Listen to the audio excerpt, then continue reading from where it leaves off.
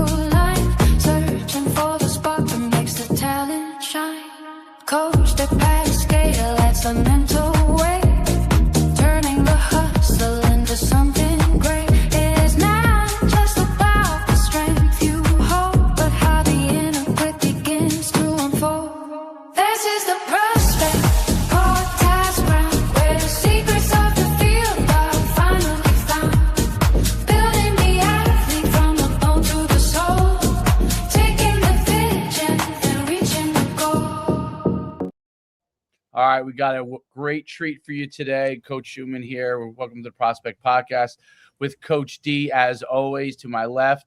300 and what, Derek? 15 episodes now? 315. Yeah. 315. Unbelievable amount of episodes over the last, 3 years? Maybe 4? Yep. Now? 3 years. 3 years, 315 plus episodes. Incredible. We have a fantastic guest today. I got to know him a little bit at our first NUC. It was all world game back then, back in 2010. I guess going into the 2000 season, so 2000 year.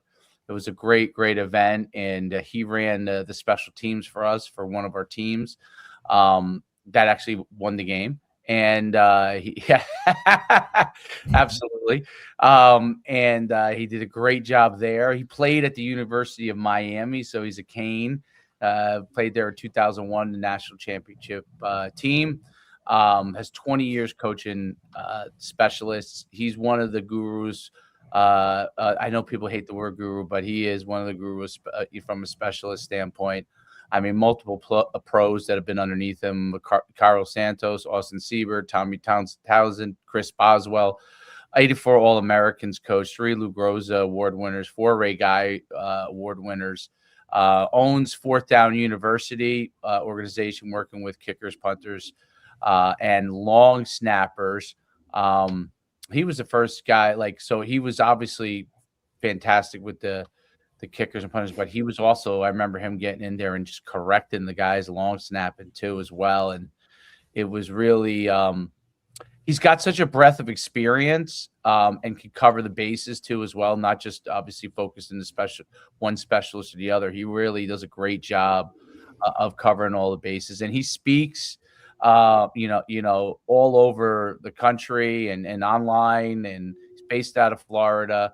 But he speaks at the AFCA, the Nike Coach Clinics, Glazier Clinics. And he's also, has a foundation called Kick It Forward, which helps the youth athletes get better and get more opportunities within, that space within football. So it's really awesome getting an opportunity to talk with Coach. He's really established himself over the last 20 years as one of the top specialists in the country. And, it's funny because I remembered it, like we were talking earlier, like he used to have a really good relationship with a guy who worked with us, Tony Centrella, and they'd be talking in the office, and Tony would come in and be like, "Hey, Dan Lundy said, we could, do this, this, and this, and this." And, hey, we're getting Dan. I remember when we first, this is who's coming to work for us. Like he was all in on you, and he was one of the guys that I really trusted. Always, like when he usually said a guy was pretty good, they usually were pretty good. Because he talked to everybody. We say he was like the mayor of our operation, and he would be on the phone all day long with coaches like yourself, but mothers, fathers, coaches, high school coaches. I mean, he used to talk to them all. And one of the players we used to have actually played in that game, Quentin Gauze, played at Rutgers. I think he might have been actually on your team. and his father passed away. I think a year or two. I think it was a year ago.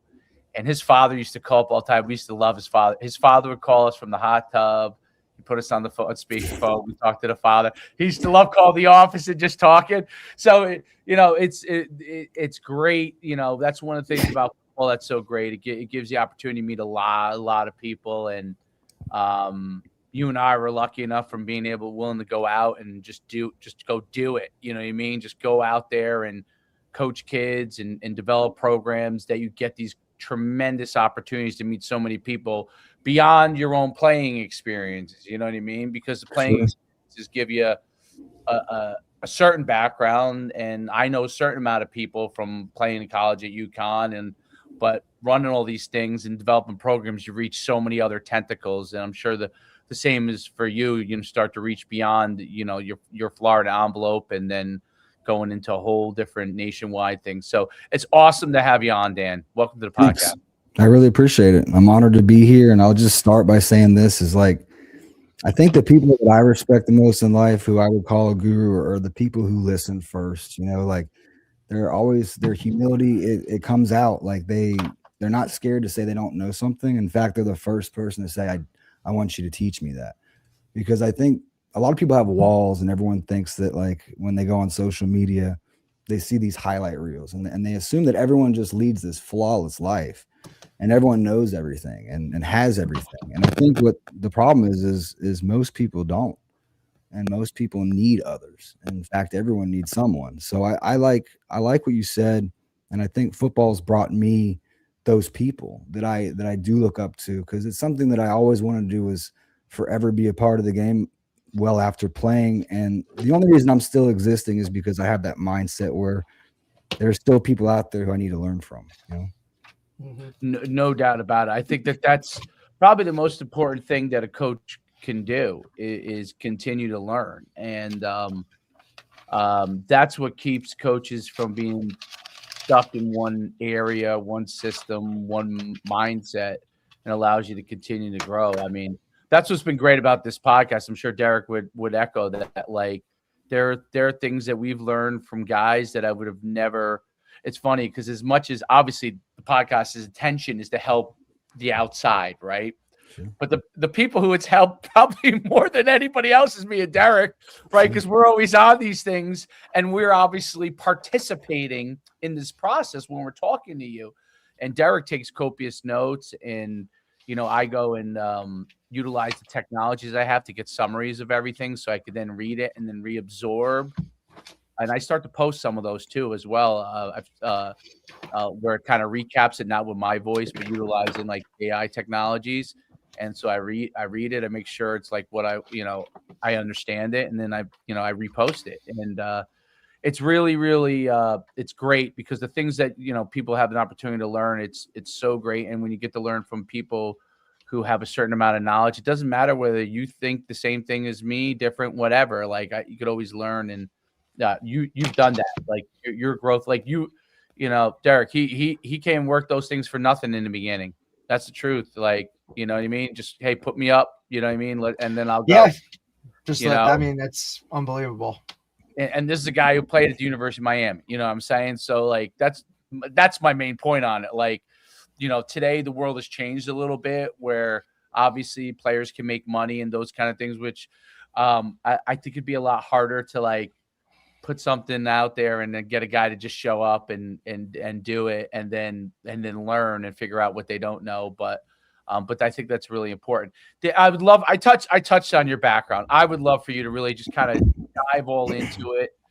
Your journey, you know what I mean? Your journey through this whole process, because I just touched on the highlights. So I would love for you to give kind of the details.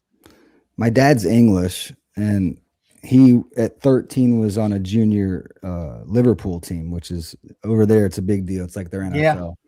And my grandfather was American. His father relocated back to Charleston, weirdly enough, where I met you.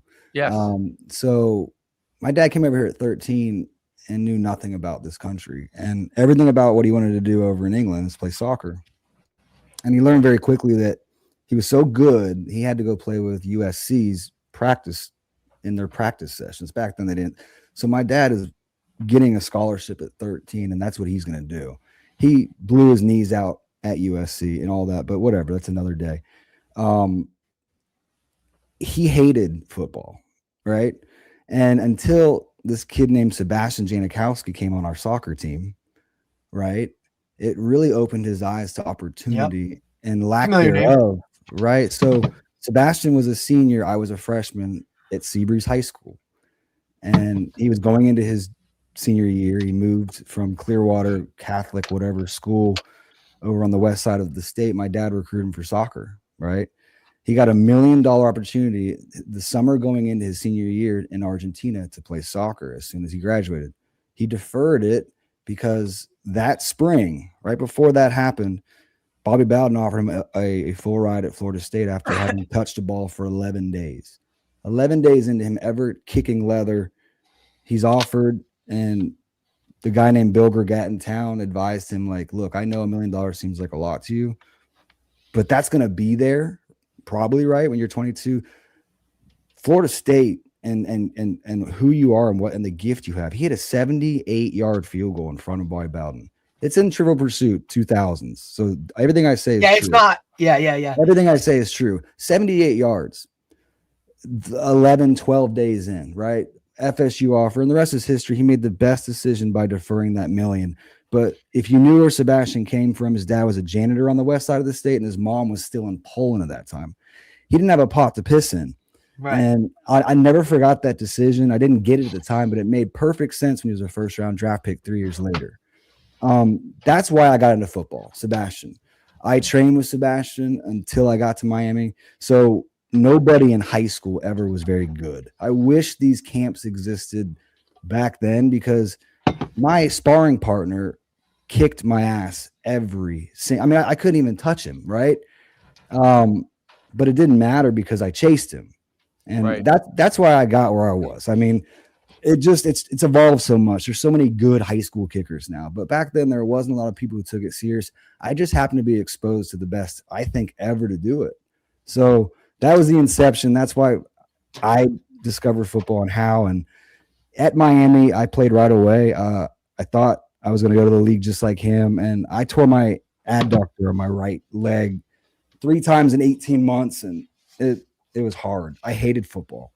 But Mike McCabe, we talked about him before the show. Yep. At the time, he was training our Miami Hurricane specials on Tuesdays. We had no coach, as you guys know. But anyone who's unaware, even at the highest of levels, the expectation is that Dan Lundy or Sebastian, whoever is on the team kicking balls, is good at doing it. And when they're bad at doing it, they have the capacity to self-correct because they have to play in a few days. And that's not always the case. I think a lot of kids are very good until things go very poorly, and then they lose all of that right, that juice.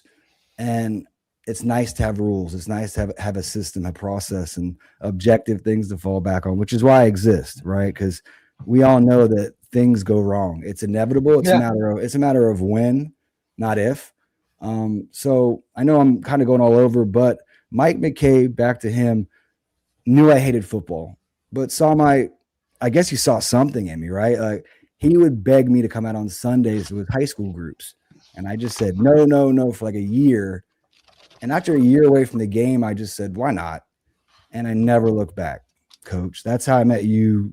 Right. 5 or 6 years later after that he saved my life. He really did. I don't know what I'd be doing right now, you know? That's an amazing story. And I remember when Mike brought you to us. I mean, Mike was very, very ahead of the curve in developing kickers. And like talked about before, he knew everybody. When I was an agent, I had a kicker. I was like, I didn't know who to talk to. You know what I mean? And he told me who to talk to. And he really actually got this guy with some workouts, even though he probably, he was probably slightly below, and we still had opportunities. And it's really interesting, like how you can meet people, and if you're able to see the opportunity, not see exactly in the now, but see the opportunity. You know what I mean? Because the now sometimes a lot harder. You know what I mean? Yeah. Like, oh, I need to be here. Okay. I don't know exactly what but the now can be a lot harder than where it ends up taking you. And uh, I think it's really an important lesson for coaches, athletes. I mean, anybody, right? But like, because if you stay to it, you just get more potential opportunities, right? And that's one of the things that people today see. You were in an emergent time period, which I think back to that time period, and then I think back to I see now, like, you're right. There's like a video in every corner, probably a guy in every corner, trying to teach these things. Every kid that wants to be a kicker, right? And there's not that many spots on a team, right? So you're going to really need to get within. It's someone who can actually help you get better there. But that wasn't the case back when you really were starting. That was the emergent time period. And you defined, and Mike and several others defined, like, that space. And it's really, really interesting how it all has evolved. But I remember, like, kickers, long snappers, and punters did not have their own coaches back then. Like, No. they just didn't. And teams didn't always. In the high school, it's probably still the case in most cases because they just don't have, staffing wise. I mean, if you have a guy that knows it, you're in great shape. But now colleges and NFL teams have to make sure that they have somebody there. And maybe there are teams that still probably don't, I guess. But I'm sure they have guys like yourself on speed dial, right? So that's what's changed tremendously in that industry. And I think that when you look at the NFL, right, at the highest level, and you watch guys kick, like, it used to be some of these long kicks, you're like, will they make it? Will they not make it? Now, when they miss it, it's a big, big deal, because basically when they stroll out there to kick it, it's a gimme, in the mindset of, like, the outside world, not obviously the teams and everything, but the outside world, they think, oh, the kicker walks out, that's 3 points. You know what I mean? It's like, that's kind of how they think of it. It's totally shifted. Because I think about when I grew up, Juan Stenner out, Mark Mosley, those kickers who were the best kickers, they're not even close, remotely close to the kickers that you have now that are the middle of the road in the NFL. Not that they couldn't have been, but there wasn't the development. They really were. Hey, well, you've seen styles change a lot too within it, right? Like, and distances. Like, for Sebastian to hit that right at that time was astronomical. I mean, you look at it every single year, and the field goals are just getting deeper, right? I mean, they've pretty much changed kickoff, right? Because it's just banging it through the back of the end zone, like, easy peasy now. I mean, you've just seen the position itself kind of evolve, develop, and move forward. And that's before we even talk about punting, right? Because, I mean, now just the way I was coached to punt and the way that a lot of these guys at the highest level punt, like, we're not even talking the same language here. I mean, it's just so different how it's evolved, how the game has evolved around it. And Dave, you touched on it a little bit as a high school coach, right? If you don't have one of those, like, specific guys that comes in and says, hey, I've been kicking for a while, or I've punted, or I've done that, you just take your athlete and throw them out there and say, hey, this is what you're doing. You know what I mean? Like, it's still that type of thing at the high school level, maybe at the higher high school level, that's where it's at. It's a huge advantage that teams that have a guy, like, you see, the teams doubt, that have a kicker, or just pay attention to it, or a kicker or a punter. See, like, I feel like almost every team, you could find a kick returner, a punt returner, somebody in your high school kind of has that skill set. I think you could actually develop a long snapper, develop a long. I'm not saying he's going to snap like the top tier guys. Develop a long snapper, but to this day, kicker and punter, having those be really good is a gigantic advantage in high school in so much No doubt. capacities. And if you, Dan, tell me if you agree with this part. Like, and I think those guys kind of stay that way, or they're not really that, is because on a high school staff, do you really have a guy that knows how to coach it or teach it? Right? I don't think many people do. And is that why, for the most part, that kickers and punters are that's usually the second part of what they are as a football player? Is it because of the lack of ability for coaches to kind of understand it and teach it and coach it? Well, I wanted to touch on that. I think that you guys would probably even be surprised that at almost all P4 levels that I'm aware of, there's no one on the staff that would profess to know anything whatsoever about the subject. Really? Instead, because what you made the point, the speed dial point. Instead, what they're learning is that these guys are becoming better because the evolution in the instruction and the rules that are established that are put in place that actually are proving to work. Right? Data showing us, like I use TrackMan. We'll talk about that, I hope. Yes. But I'm not in the business of speculating. I'm not in the business of giving you my opinion. I try my hardest to present objectively in everything that I say, because I'm doing you a disservice if I lead you in the wrong direction.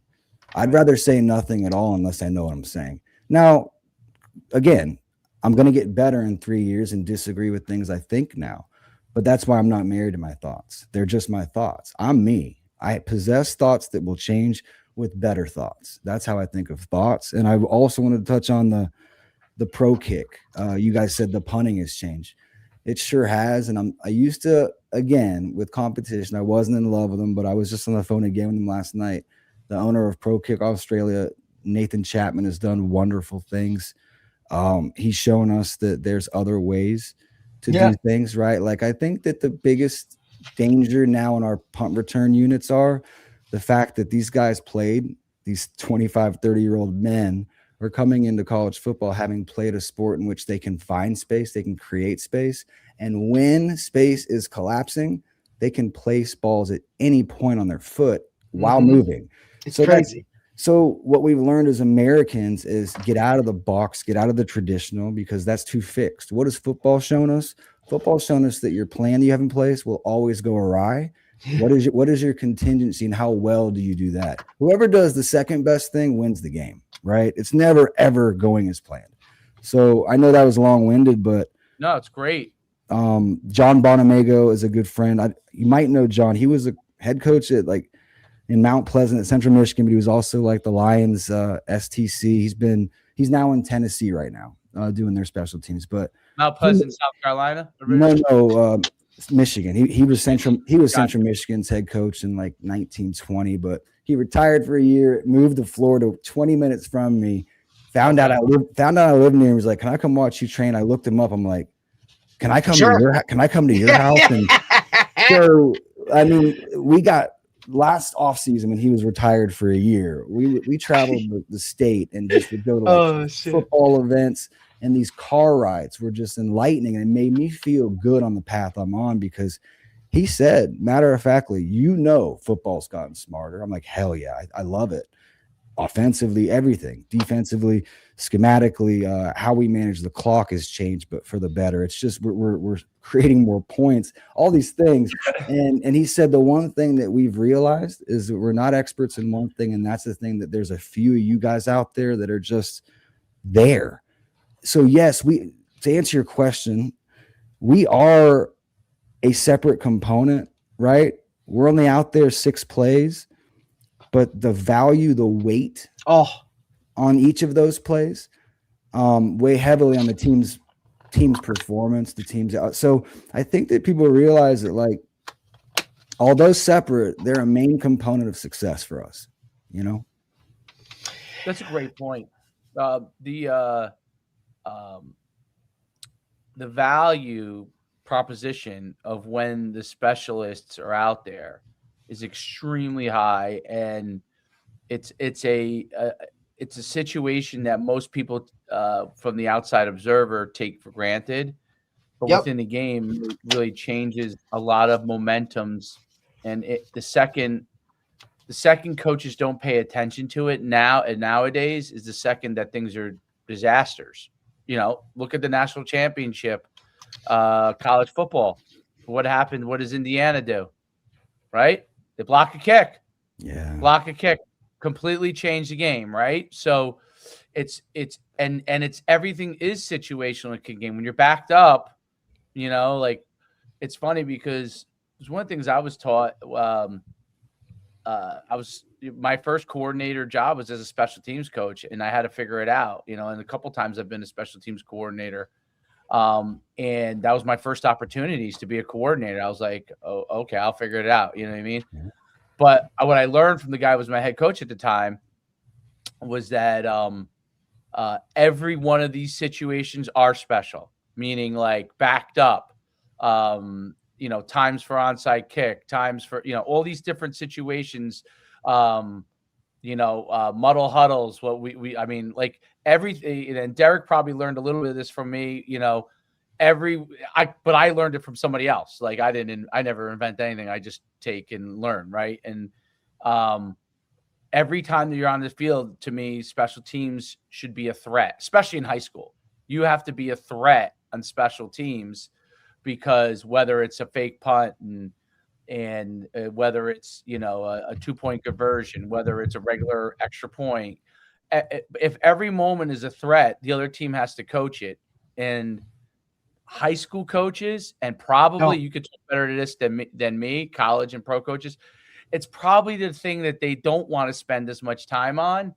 And what I found is you can win so many games. As soon as you find the coach, all you got to do is watch film. You can tell if the coaches are paying attention to special teams. 100%. And as soon as you watch Derek, you're a special teams coordinator now, right? So you watch the film, you immediately know it. Right away. I immediately know how they line up on things, and they're just trying to get through it. And when they're which is, I think, how a lot of high school coaches treat it, right? And that's really unfortunate, because look, a lot of people don't notice it until it's a problem, right? It's kind of just par for the course, and all right, let's just get through it, get on to offense, defense, whatever we're doing, right? If it's not kickoff or kick return for the most part, right? Because you actually get a timeout before that. So the focus becomes, hey, this is what it is. And even at that point, most people have no idea what's going on until a guy runs it back, or it's kicked out of bounds, right? Or the snap goes flying over somebody's head. And then we're yelling at guys about like, hey, what it is. But I'm really fortunate because our head coach, it matters. I get a ton of time within practice itself. And I've done this almost every year that I've been coaching, going on 17 years now, right? Special teams have always just been a pivotal part of it. And I think at the high school level, like you said, like guys are so honed in on offense, defense, that part of it gets so left behind. Right. Most guys, it's, hey, we play Friday night. All right, Thursday in the walkthrough, let's make sure. It's almost like, hey, let's just count to 11, make sure we're good, and let's rock. Right. And that's really unfortunate, because it's just such an opportunity in so many ways to get other guys involved in the game. If you hone in on that unit, like maybe they're your sophomores that are going to be players and they're out on the field, or those lower level guys that can get out there and go, like, it's so pivotal for them to see playing time and now save those other guys, or however you want to do it, if you want to keep your best 11 on the field. But I do really feel like that the biggest thing for guys is that it's almost, I don't want to say it's a nuisance, but I want to say it's something that they just want to get through so they can get to the main thing. And that's really unfortunate, because I guarantee you it costs a lot of guys more games. And then they're looking around like, who's at fault? Well, that's also how you know, coach, to me, it is organized or not. Because very much so. The coaches who are organized have put a place for special teams within that there's a value, created on it. And we have 3 segments a day with it, right? We have a pre-practice where specialists do their kind of drills. Then we have an actual individual period within it to work the skills and drills that we're going to do for the units of that day. We do 2 units a day. And then they're also incorporated in a team aspect when we're going offense or defense, like within the team structure itself. So when we're running like team plays, All right, hey, we complete a ball. All right, well, that was third down, punt, go out there. Like, to keep everything within as close to mimic game situations as possible. And then we get film work, right? Like, we watch the opponents, we watch our own stuff. Like, every single day, there is something that we're watching and breaking down. Now, look, I understand that is the rarity, right? Like, because that at a high school level to have that much stuff, like, it's not. It's kind of unheard of. Here's my biggest point on this too, which that was great breakdown of it, right? So of what you guys do, that for the kicker and the punter is actually not enough, right? Or 100%, or even the punt returner or the kick returner, right? Reps no doubt. wise. No doubt. So what's really interesting, and this is where I think this is one of the areas where the training aspect, because we talk about the training areas with like stuff like wide receivers and DBs and all the different positions, quarterbacks, and all of them have a place. But I would say that this is the one area that if a guy does not do that, he's never going to ever be anything within the special team space, because Derek is putting in more time than 98% of high school coaches with this. And I'm sure you would argue for the actual individual specialist, it's very, very hard to do that. Now, it's and I want you to talk a little bit about this, but I want to bring up one last thing that's interesting. So when I was in high school, I actually had I was a 3-time all-league punter. Okay. Oh shoot. I was I had I was very upset at William Mary at the time, and in retrospect, my knee would probably be a lot better if I just took Mary up on this. But William Mary said, we're not going to offer you as a running back or linebacker because we can get as a kicker, buddy. Come as a punter. We can get those guys in Virginia, guys like you. We can get a guy and it costs them less because it was a state school in Virginia. But if you come as a punter, you have an offer. So I almost, I was egomaniac. I was going to say the pride thing got in your way on that one, buddy. Well, what's shit, you could have had a 30-year career still doing shit. So here's what was funny. I if I had gone down that path and actually put anything into it, probably could, because there was this precedent in my high school because Ralph Giacomo played in the NFL for a number of years in the 80s with the Falcons and a couple other teams. He was Penn State's punter, maybe the late 70s. And I used to see him as a kid punt. It was these booming punts. And then there was a kid a little bit older than me, Darryl Pellegrino, went to Bergen Catholic. He was their quarterback and punter. He went to college to punt. Okay. So he went to pro school, but he went to college to punt. So there was precedent. But the reason why they had the precedent was the guy who was my special teams punting coach all coached these guys when they were young. And he was like a punting guy, like at least he knew. And he taught me how to punt. And so from the time, this never happened back then, but from the time I was a freshman, I was able to spiral the punt and drive the ball. Like he taught me how to, and we would punt. I would have to come out to practice before Derek. You didn't have pre-practice in the 90s with kickers and stuff like we all do now. We didn't have any of that crap. He told me, get your shit on. Damn, that's get outside right now, like every day. Get outside and we're kicking, we're punting, And I was the worst kicker. I could kick off deep, but I was a terrible extra point guy. They had to fire me from that. But punting wise, he was really a guru. And I became a very good punter. I was a really good punter because of it. So I understood it way back then. To this day, just the basic stuff that he teaches me, when I teach it to any kids that I work with, and I'm no means a punting guru. I just go off of what he taught me. And kids are still amazed that even though my right leg sucks because it's had so many knee surgeries from football, I could still put a spiral to the football. And they're amazed by that. And I'm like, this guy taught me it when I was 14. And every year we'd be out there before practice. And he was like, this is the back then punting was very important if you're, because you're in the ball so much, you know what I mean? And it wasn't like, Dave, do you remember Pat St. Pierre? You remember Pat St. Pierre, kicking coach from Jersey? older guy passed away a couple years ago. Man, I Oh, learned no. from him. He was old when I was doing it, and he was still doing it forever. Pat is like he at one point had every guy in the state of Oh, New yeah. Jersey. Like it was unbelievable. And I learned it because my father like got tabbed to kick one of those like win tickets to the Pro Bowl at Giant Stadium, and a lady was allowed to choose someone to do it for her. And she asked my father, like, I'm talking, I was whatever, and he was going to kick at the halftime of MetLife for this. And Coach St. Pierre had coached him when he was at William Patterson and in college. That's how I met him. And then my old man was like, well, you better learn to kick too, because you go to a group one school and there's no kickers. So you better learn how to do it. It was unbelievable. Like that's just kind of how the world worked. Dan, before you get into it, did you, because obviously Frank Joffrey has been on the podcast before. He was at Miami when you were there and speaks highly of you. He was a GA, I believe. He was. Yes. So he's literally watching right now as he's driving Florida to go see his son. So it's kind of funny. Like it's when he put it all together, the timetable. Yeah, he was a young and upcoming coach, but he speaks very highly of you. It's been a long time since I've thought of that name, but I could even remember because we had to sit in meetings so much. I kind of remember where he sat, which That's is weird, amazing.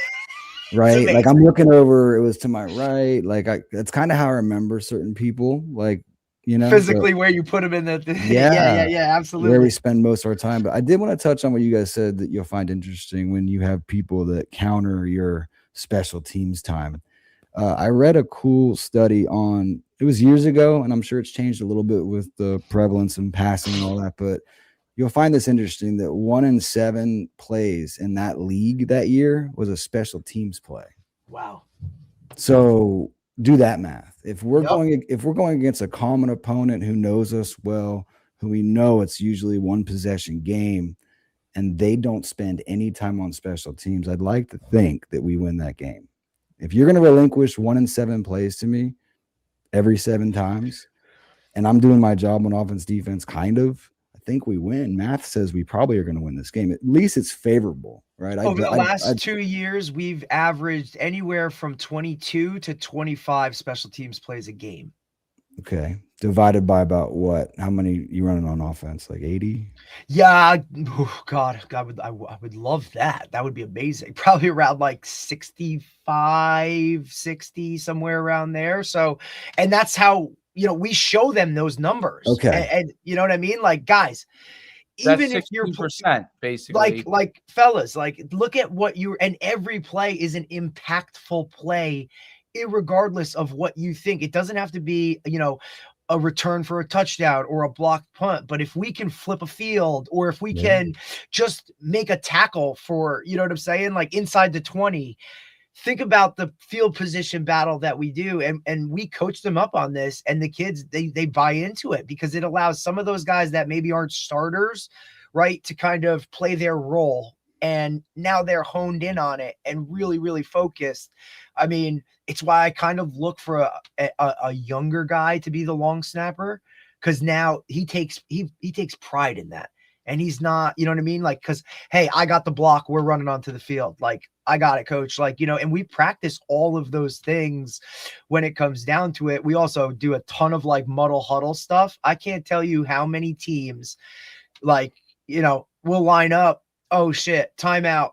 They'll come back, and then we'll come out in a totally different one, and we'll still get them. And it just drives them crazy because coaches just don't have enough time to kind of do what we do, because we rep it all summer. Like, right. They don't know how to fit it in. And again, their kicker is usually their running back or their quarterback, right? So he's got to go do his individual work. But when does he get that punting, that kicking, that other extra work within practice itself?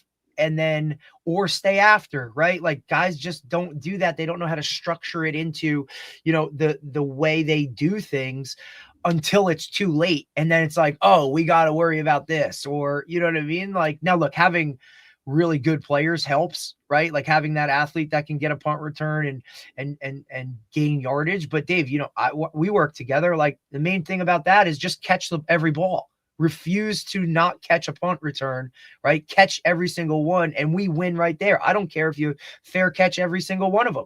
Just make sure we don't lose yardage on that because it's hitting and it's rolling for 20 and all those kind of things. I think some of that stuff too goes awry. I don't know really either how educated guys are on the special teams themselves, right? Like they just kind of do what others have done before them or what they see on TV. And we know if you look at, you know, the kicking game in the NFL, it's very different than the kicking game in college, right? Because you see a ton of punt formations in college, motions, and you still see some muddle huddles and things like that. Like you don't see any of that in the NFL.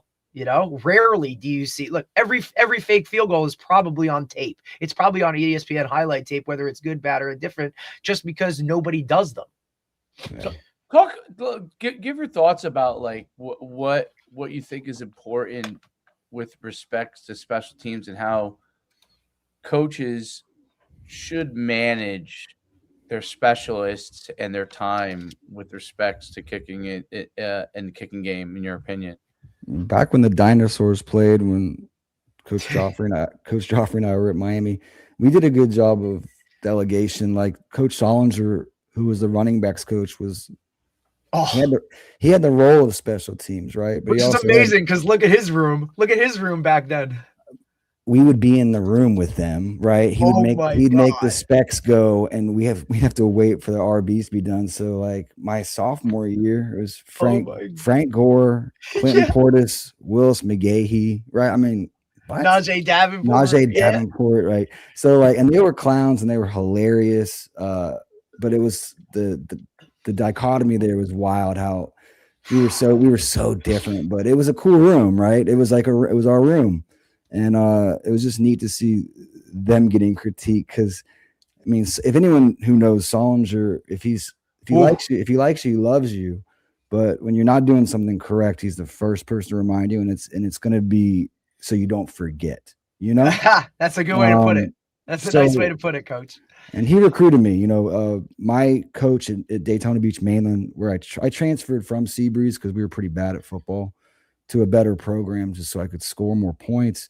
And my coach there was from Massillon, Ohio, and he was really tight with Saul because Saul used to coach them around there. So football, again, it's just 2 degrees. I think we're all about 2 degrees apart, which is really weird, or less. But I think that back to that is Miami, although we had Saul and he had immediate responsibility of us, I do recall our receiver coach having a unit, you know, like I remember our linebacker coach, Vernon Hargraves. You guys probably know Vernon. That was my linebacker coach in college. He was our KR, right? Chuck Pagano was my kickoff coach, right? So Chuck told me to kill myself one time when I put the ball, you know, I was supposed to put it in the alley and I put it kind of on the hash, like, or maybe a little out inside the hash. And I got a good kill yourself. He was a psycho. I was very scared of Chuck. But what a team. I mean, unbelievable. I know you guys know the history of that team, but like looking back, it's like we had early outs, right? Because you mentioned that earlier. All the guys that were potential returners had to go out 20 minutes early. We had to be out 30 minutes, so we had 10 to warm up because I had to service. Right. Like Roscoe Parrish, Devin Hester, Andre Johnson. Dan, and that's another thing too that kills the high school game is how do I get my returners like a good look without killing the punter, right? Because you need those. Now you have to have like other guys to do it. Yes, it helps you build depth and whatnot, but are they really getting the best look for what a return is, you know, in those kind of facets? Or just like, how do you make sure, right, within a practice, like these are all things that high school coaches like don't really think about, right? You can stand back there and have somebody throw it up for them. You can use your jugs machine. But let's be honest. These receivers, what are they doing for that half hour prior to practice if they're not structured and led to do the right thing or the best thing for that matter? Right. I don't think those kids would have been out there with me in the beating hot sun, but I tell you what, they took pride in it. Hell yeah. Ed Reed was a part of that crew. And I think what you guys would like most about this is no one thought Ed would be good at returning. Nope. Until he never, ever, ever, ever, ever dropped the ball. Never. And he's, by the way, guys, after a while, I asked him one day, I was like, how are you so good at, like, I could see him like adjusting, right? Like he'd high point it. He would backpedal 3 to run onto it. He knew and finally I was like, you're the only person that can do that. Everyone else is stationary. He's like, I played center field my whole life, bro. Yeah. So it's like, you have to learn these things through repetition, and it's no different than football, but we look at it like it's some foreign entity. If your athletes can't go out for a few minutes and catch copious amounts of football so the coaches can then watch who's the best at doing it, and then you just extract those kids, you know, the ones that suck at it. Yeah, there's over half of them will be terrible, but have depth. 3 or 4 are going to be pretty good and 1 will be exceptional, right? I just think that, again, it's like, how bad do you want it? It's not going to be done for you. If you don't plan it, it will not be planned for you. And if you don't model why it's important with evidence, it's not going to be, there's not going to be no buy-in, you know? One of the things I always thought was important with special teams is exactly what you just said. Create depth within your special teams. Yep. I don't know, you know, it's been a long time, you know, obviously since I played in college, and you know, you would create depth because you had guys that you would utilize there. But in high school, and you know, it's funny, I watched it in the NFL. I went to Jets camp and a couple times. Oh yeah. This year. Yeah, I watched. I was actually surprised at how poorly they were at punt returning. The guys returning it. There was really only one guy who was the guy. The other guys really struggled. I was really, and maybe it's because of the roster sizes are small, so you can't just bring on a guy that's a kick. You might be able to bring on one return guru guy, and then everybody else around. Their return guru guy was great. You know what I mean? But the subs really were, I would watch, they would use a lot of different guys to try them out. You know, even running backs, by the way. They had can't think of the really big running back, his name for them, but their huge running back they had would be back there taking reps because they were trying to make sure they had enough depth. But in high school, that's one of the things that coaches make a mistake on. They hone in. There's a guy, like I said, there's usually a guy who can do it, like you said, but they forget to get reps for the guys who could take his place. You still need guys to do it for JV. You need freshmen. You know what I'm saying? Like you got to just build it. It's why you throw all of them out there. Yeah, I'm saying multiple guys for each situation, each group. So, like punting wise, that was, and kicking wise, that was always nobody has a backup kicker. Have a second guy, because I would go, okay, this guy, you know, this guy could do only rugby punt. That's, you know, if we get in a situation where he's got to go in, we have a rugby punt prepared for him. You know, so those kind of things are so important within special teams in high school. And here's the thing, they really don't take much time. It's pre-practice. Pre-practice, you can get away with teaching them half the things they need to know. They are not going to be gurus or experts, the backup guys, but they're going to be functional if you get in a situation. And then obviously if you have time when the guy's actually down and you have a week to prepare them, you could take them to a little bit higher level. But I think that's one of the mistakes that, like, to me in high school football, one of the things that happens, people are so reliant on my team is great unless what? Unless these guys get hurt. That's what it is all the time. All the time. Almost, I would say 90% of teams like. Now, my thing always is it should be, we're going to be great. Yes, if those superstars go down, you're not going to be probably as good. But you should not have a collapse of being like, I don't know, let's say you're an 8-2 team. You should not become a 2-8 team because 2 stars go down, because that means you didn't prepare enough people behind them, right? Yet you may not win 8 games. I get it. It's high school. You might win 6 games that year. I would say if that happens and you end up winning 6 games, you did a great job because you prepared the guys if you lost a few stars to do that. And I think that's, the same bodes for special team. I'd love for you to talk about, like, what do you think? Like, how do they create depth? Like what are simple strategies that coaches can use to create depth within their special teams units? People like Derek are going to have to be the catalyst, right? Guys that get the guys in the most important phase of football in that development high school phase, right? Like, if you remind me, can Derek take a note? I want to send you a cool drill. I was just at UCLA and my buddy got the job there. Bob, you guys know Bob Chesney, I'm sure. He was at Oh, yeah. Cross. So Great Bob, dude. Unbelievable. I met I've Bob watched during him since Assumption days. Exactly. I met him. That's where I met him. And then during COVID, he wanted to get better at this. But you guys are talking about with me. He's like, I'm a quarterback guy right now, but he's like, I spend time with the specs and I want to be able to give them some kind of fundamentals to fall back on. So that's where I don't want to interrupt you, but that right there in itself, when the head coach takes more of a role on special teams, whether it's, hey, I'm the coordinator, or takes a unit, everyone else dials in a little bit more. I've always said that's a huge key to it. When that head coach, whether he coordinates them all and then he has an OC and a DC, or just if he takes a unit, like our head coach, even though I'm the coordinator, he kind of takes punt and takes the muddle and extra, when it comes to that, because he's an offensive guy. So they're more of like we kind of look at it like this is an offensive play. He takes that role. You just see a different bit of attention when it comes from the rest of the players, irregardless of whether it's game day or not. So I always thought that was a big thing, but please continue. So by no mistake is he a winner, right? I think that we talked about it. He acknowledges that math exists and I can't relinquish 1 in 7 plays. In fact, I want to win those. And I think that it has to be a top-down thing. And I think back to you, Derek, it's got to come from showing value, being undeniable. I tell my kickers that all the time is I don't care about the politics you walk into. I don't care about the weather. All I care is that you are undeniable today. I can't stop talking about that kid. Who is that kid? And you have complete control over that, right? So at Mainland for 12 years, I was at a very Mainland is socioeconomics are low. We don't have much, but what we do have is a plethora of talent in Daytona. Oh. And they all go to the same school, right? There's 9 area high schools. And again, it's that situation that this is where football's played. That's where I played. Mm-hmm. So I went back and volunteered there for 12 years. And what I did was I created an environment of fun. I would get pool noodles, right?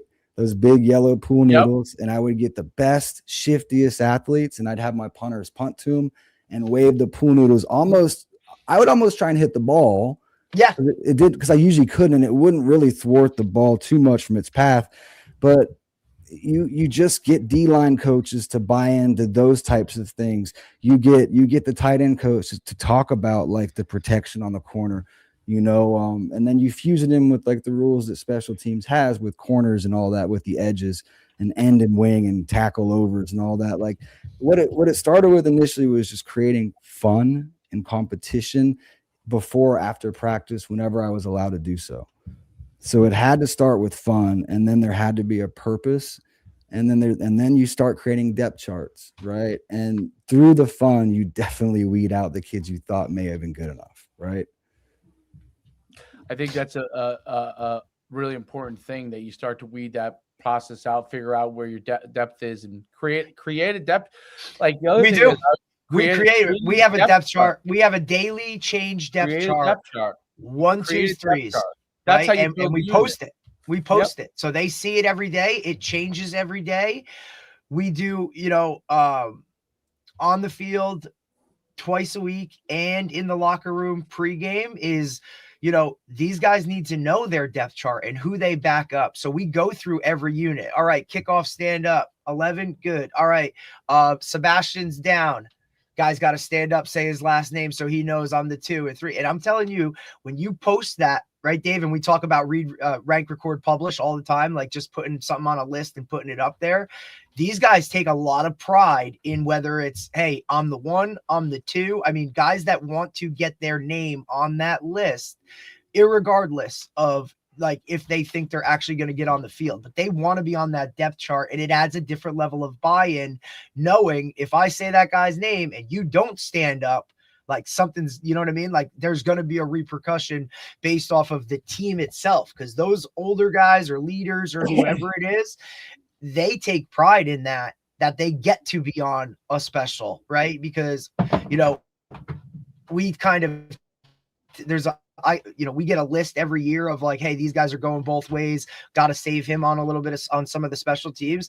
And that's our philosophy. But it's in place because, yes, we want the best players out there, but we also want to take the young guys and make sure they have a role and create buy-in. And it really adds the pressure that I love. Other coaches might not love it, but it forces you to develop those younger guys so that they're game ready. I mean, we lettered more guys this year for varsity because they literally only played special teams as sophomores, and they lettered because they had so many quarters or they played in so many games on that. And it was all because of the buy-in created through just a daily depth chart. And they know it's posted every day and it changes every day, right? And I'm the backup for this guy. Like, that buy-in itself creates more chemistry and a culture within the team itself that they take so much pride in it that it matters. And I don't know if that's the case for most teams. I think it's more of just, hey, make sure we have 11 and let's go. And if they want to play college football, it's a lot easier. It's a lot easier to recruit a kid if he has samplings of really good special teams players, because that's how he's going to start with us. Yep. And Dan, we right talk away about that too. We talk about like, hey, maybe you're a wide out in a wing T system where maybe you don't have that many catches, but your measurables are there to play college football. Well, hey, buddy, I'll make you the gunner on punt. I'll have you run down on kickoff. And those plays will be your first couple on your highlight tape, Sure. because that's how you get on the field sooner than later in college, is because you can do extra things. And Dave, we talk about it all the time. Our very first guest on this show, Liam Anderson, who's been on the practice squad with the Colts and the Bengals, went to Holy Cross, played for Coach Chesney, right? The only reason he's even on those squads is because he's a linebacker that can run down on kickoff or get on punt. Like, that was his ticket into it, because he can do more things than just your prototypical linebacker. He adds value within it, right? For everybody, like beyond just offense or defense. He has those skills because, when I had him in high school, even as the quarterback, right, he played all specials because we knew that could help him get into college. I used to do so when I was up until last year, after I stopped being a head coach in high school, I used to work. I used to coach this place, Old Japan, which is like a powerhouse in North Jersey. And I used to give them breakdowns, offense, defense, and specials. And this is what I would send over. And it was always great because they would show this to the kids, and then we would break down for them, like, the most important aspects of each team, like where we get a block. We would give them like history of the school.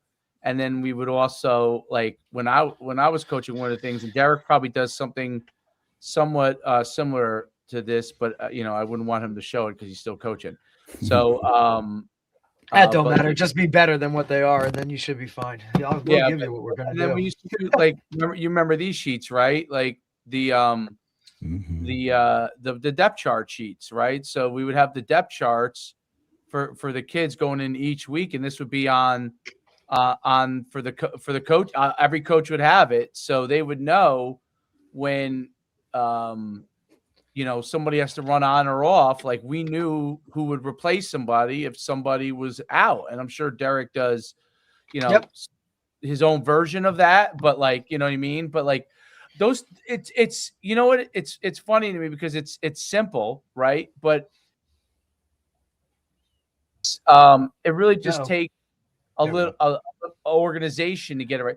To me, special teams, obviously, gurus like yourself are so important. I'd love for you to comment on this, but organization, to me, special teams coaches have to be your most organized guys on the staff, even more so than your offense coordinator, defense coordinator, because of the fact that you have so many units that you're responsible for overall. Talk about what you see from that standpoint. Like, what do you think is important there? But that's kind of my opinion, is that they have to be the most organized guy, because you need to assign the running back coach. You got to make sure that this guy's you got to delegate. Right. You got to be able to you have to be a good CEO. Think about, and we're starting to see a lot more of this too, that good special teams coordinators' next move is HC. It's not Yep. not wide receiver, not associate, no, head coach. And I think the reason why is they, next to the head coach, interact and have to interact on a level Everybody. that we have to win. I have to know, you have to know me inside and out, and vice versa. I don't know if anyone has more of a touch and a feel for the team aside from the head coach than the STC. And I think those people, it's tough because of that. I think it's become much more competitive. And I like what you said. Organization is critical, whether you are or are not organized in your daily environment. Right. And I know a few of these guys. I've seen their cars, I've seen their offices. Yes. When it comes to what's on their laptop and their game plan and what they communicate to everyone below them, it is type A, structured to a T. And you would never assume this guy was disorganized. But I do agree with you. I think that it is impossible to be disorganized and do this. No doubt. I'm curious, if you go to the attributes of what you look for with the individual specialists. So with respect, let's start with kickers. Like, what things? Because I must be very difficult now. Well, you have a great eye for it, so maybe not as difficult for you. But like for me, as a casual coach of it, right? If I were to come to one of your camps and watch all of them kick, I'd be like, geez, they all look great. I mean, there might be some differences I might be able to notice, but these guys are all bombing kicks. Like, Right. That's the minimum. That's what it is. right, where it used to be, back probably when you were playing, like you saw the difference between Janikowski and everybody else. You saw yourself probably versus everybody else you were around. What now creates the differences between a good kicker and a great kicker, when you're looking at those guys? I think aside from the obvious things you guys would know, which was it coming off the foot and how it sounds, and like I think looking the part helps, of course. But what's most important is the evenness, I think, in the individual. I think it's a kid that you really can't tell when he's pumped, Yes.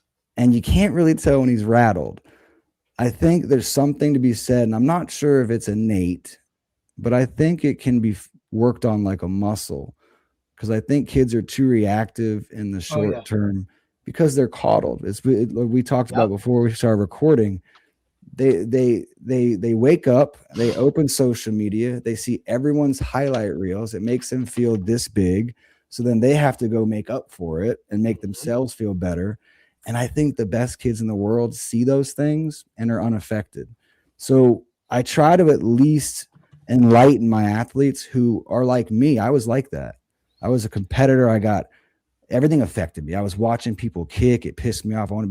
And what I realize now in talking to people who are really successful is that is taking energy away from what's most important. That's your process. I mean, if your mind is on something that's not your process, the second you realize it, just get back to work, because all this other stuff is slowing us down. The Seattle, and when we talk to our like Georgia talked about that, Dave, when we had Georgia on, we have a monthly that comes on. She's a sports psychologist, and she talks about, focus and all of these things that go into the mental side of the game itself, where, teams bring her in to kind of help guys with that. And I think kicker relates a lot with a quarterback, where you want them to get juiced and excited and whatnot, but you also want them to have like no pulse whatsoever, that they don't even understand, like, hey, the magnitude of I'm going to make this kick right now, or what it has to be. I think it is an excellent question. Kicker is much more so even than a quarterback, because I do think quarterbacks can have. It depends, at the NFL level, I would maybe more tend to agree with you at that. I would say as you go to lower levels, quarterbacks can be very excitable and have success. It's at the high. If you're talking the highest level, I would agree that there's a definite element of that. Although Tom Brady probably half the time spits in the face of some of that stuff, but most of them, I would say, you're right. I would say that probably is true. The difference is even a kicker, I would say, even at the high school and college level, they have to have that evenness, even when they're young, because that element of pressure, overexcitement doesn't help them. Where, if you're 6 foot, you're Tim Tebow in high school, and it's 4th and 1, and the ball snapped to you, and you get yourself real pumped up to gain the yard, you're probably going to gain the yard, right? Or Cam Newton. I always think of Cam Newton in college, because they ran that offense where you run the ball and you just 260 pounds plummeting down on people, and you just running through guys. So I feel like there is, at the lower levels, you could probably get, whereas I feel like kicker, the more even keeled they are right from the get-go, probably at every level is a major advantage. Not that they don't jump up and down when they kick a big kick. I'm sure they do. But as far as their whole approach to the process, and one of the things that I thought pointed it out to me the most is when I saw the Seattle kicker talk about the tapping thing he does. I don't know if you've seen it, but he talks about how he just came to my camp this weekend. He's such a nice guy. Came out to watch the guys and just show them love out in California. Cool. That's amazing. That is amazing. And he really, we didn't even tell him. We didn't even tell the kids either. Like, I was like, not one coach say a word. And the kids, like, finally some kids like, is that fucking Jason Myers? Right. Hey, but Dan, how about the fact that they even know like who he is? You know what I'm saying? Like, think about when you played for the most part, right? True. Kickers weren't known at all, right? They're like hockey players. You walk by them in the fucking New York City and you don't even know who they are. You're like, oh, shit, that guy plays for the Devils. Like, he guy plays for the Rangers. Nobody knows who some of these guys are until they know, right? And for those guys just to know who he was already separates them from majority of the people in their space as well. Jason Myers was a subpar D2 kicker coming out of Marist. I'll say that. Like, not coming out, but New York. coming into Marist. And by year 2, game changer. He went and got a trainer in SoCal and changed his game, and he just got incrementally better for like the next 15 years. He's talk about process. Like, he started somewhere, but now he's definitely somewhere. I think that it was interesting because he talked about his process, and Derek brought up Georgia Miller. That was really a great point on how kickers, more than anybody, need to have like a process that they go through. I'm curious, does it matter what their process is, or does it just have to work for them to be able to get to that like Zen moment? I'm curious if you think there are strategies that they should do, you know what I'm saying? And then there are things that they have freedom to whatever works within their mindset or whatever. Very personal, right? I imagine, like all positions, like they handle the locker room and the flight and the hotel, like all a little bit different. What I will say is something I learned recently that I think, again, I wish I'd known as a player, but Ryan Longwell used to kick for the Packers with Brett Favre back in the day, and I looked up to him when I was in high school. And I got to coach them last year in Orlando, and we roomed together. So I was like, you mind if I ask you like some questions? Just, like, why did you look up to him specifically, Dan? He won a Super Bowl when I was a sophomore or whatever. So like, he was like the guy you just I played the video game, so I kept seeing his name on the screen. But yeah, I didn't know what he looked like, to your point, but I knew the name. And then obviously I'm like, oh my God, I get to meet Ryan Long. So I told him, I was like, I had that Madden fanboy. Yeah, you fanboyed him a little bit. Quarterback Club, I think was what it was called. Brett Favre's Quarterback Club was the game I played. But long story short, it's a good game. I think you guys will find this fascinating. He said, your problem on sideline management during games was you never turned it off. And I was like, what do you mean? He's like, yes. If you were always standing up, you're always pulling for your defense and always pulling your offense and then running out there. He's like, when did you ever have time to just relax and unwind? I was like, I didn't. I wanted to be a part of the team. He's like, no, man, like, we've got to be locked in. So basically he's like, if you're always on, you were never really on. He's like, I intentionally, while the defense was out there, would turn it off. Look at that plane.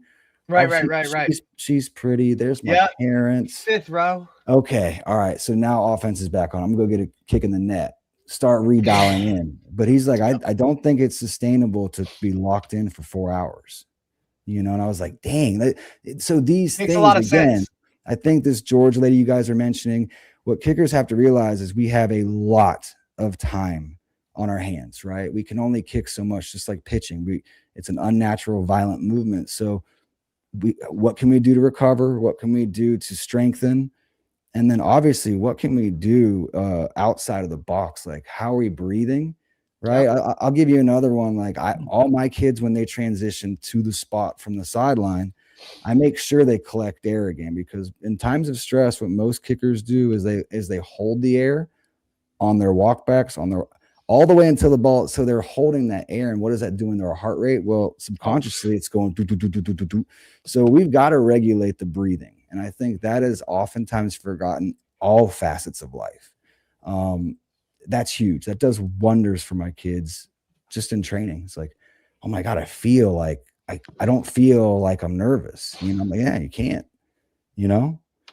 That's I was just thinking this as you were talking, and thinking about like what Derek mentioned with quarterbacks and kickers, and then obviously you mentioned it with pitchers, and it's almost like the guys, if they go and become psychologists, the best guys to be able to teach mental training would be former kickers who went through it and then go and get themselves psychology degrees where they can go and take what they went through with the actual educational learning about what it all means that they did. Sure. Because of the fact that they had to obviously real life practice this stuff, and all of these techniques and processes are obviously important for every single athlete to have. It's just that kickers, I would say, almost have if they don't maximize it, they're not going to be a great kicker. So it's like what's important to yours and pitcher. Even though their emotions are different as far as how they outwardly show their emotions, a pitcher, like obviously a reliever versus a starter, is going to be a lot calmer than a reliever, right? A reliever is going to be, I'm coming in, I'm just firing the ball, right? And a starter has to stay calm because he's going to go longer. But it's the same reason why I also say, like, you watch track and field, you don't see a miler, like hitting himself in the face. These 100-meter dash guy jump up, smack himself in the face a couple of times. So two totally different kind of, but their mind has to be the right for what they're doing. And I feel like that the fundamental practices that kickers go through probably work for every single sport and every single position, as far as centering yourself to be able to be focused on what you have to do, whether you're overly emotional, like maybe there are 100-meter dash guys or basketball players or a quarterback that's emotional, another one's not. They have to all still have the similar almost Zen process that a kicker has to go through in order to then create whatever emotion they need to have for their specific position, sport, whatever it is. Because everything's slightly different applicability wise. But I'm curious your thought to that, because that just came to me as we were discussing this whole thing. I was almost thinking, like, the center of what kickers have to be able to do could probably apply to every single part of everybody's life, as far as like a baseline. Yeah. You know what I mean? If you have that baseline, parenting. Think about well, so just to kind of like, to understand what it is, Dan. So you would rather your guys and your kickers kind of get into that Zen mode, right? When they're running out there and kind of getting ready to kick that ball or do whatever they have to do, rather than be all juiced and tight and like, you know what I mean? Like overly emotional. Golfed? Have you ever golfed? Yes. No, I've never golfed, because I know there will be created an addiction, Dan. So I am one of those very few at age 40 that has never golfed ever. I'm shocked, but I have. Anyone who has ever golfed, especially poorly like me, can recall every round they've ever gone out, they've had that one shot that was the best. It was the purest contact. It was the best result. It felt effortless. And it was only because they were in that, I hate to call it Zen state, because I think I don't want to be too woo-woo, but it's super important to have these things to be able, because if you don't consider them, they're subconscious and they're going to come back to haunt you. And it has to work for the kid, of course. But that's what I was going to say. Like, does it always go back to the individual themselves? Because we talk about that a lot, even with coaching in general, right? It's no longer cookie cutter where, hey, you do this, everybody does this. Mm-hmm. No, it's all right. Like, just think about the room you were in at Miami, right? Like, things Clinton Portis did, things Willis McGahee did, like things Frank Gore did. Now, yes, they are the best of the best and just freaks of nature, but at the same time, they're still their own individual. Yeah. There were things that Willis did better than Frank, or that Clinton did better. So to maximize each of their individual skills or understand kind of what makes them tick, to me, is what makes a good coach nowadays, where you can literally hone in on, hey, this guy does this, let's focus on this. This guy does this, let's focus on that, with the generalization of, hey, this is the overall bigger picture, but I'm still going to treat you as an individual and understand kind of where you're at and what makes you work. And obviously for a kicker, it's this, I would assume that it's the same way in terms of, okay, some of these are some of your things that you do really well. Let's maximize that, and we can bring kind of those other things along. But I still would assume that it's very individualized in terms of what they do best, and that's what you want to maximize. I think the smarter they are, I hate to say this, but usually the high IQ guys are the most prone to all these things, right? Because they overthink it. They're hyper aware. They're analyzing too much, right? So it becomes dangerous. I try to handle those guys differently than guys who definitely need something, but so it's and I was a holder in college, so I literally I held for two different kickers, one a righty, one a lefty. Those guys have to have ice in their veins. Yeah, you have to. I mean, if you don't have, I loved it. No, I love. Look, I took so much pride in being the holder, the only guy, on defense that ran down for extra point field goal, that got to go on the field to do all that stuff. Like as a strong safety in college, to be the holder for 3 years was unbelievable, right? And to have two totally different types of kickers, one righty, one lefty, one short and compact, right? One long and lanky, and they were the only thing that I could say that both of them that was extremely was the same is that they believed so highly in their faith, and they were both Bible bumpers. They loved God to a point where, the one guy would bring out his whatever, his St. Anthony's medal. For some reason, he chose St. Anthony. That was the spot point. The other guy brought out a cross. That was his spot point when we put it down on the turf to kick it.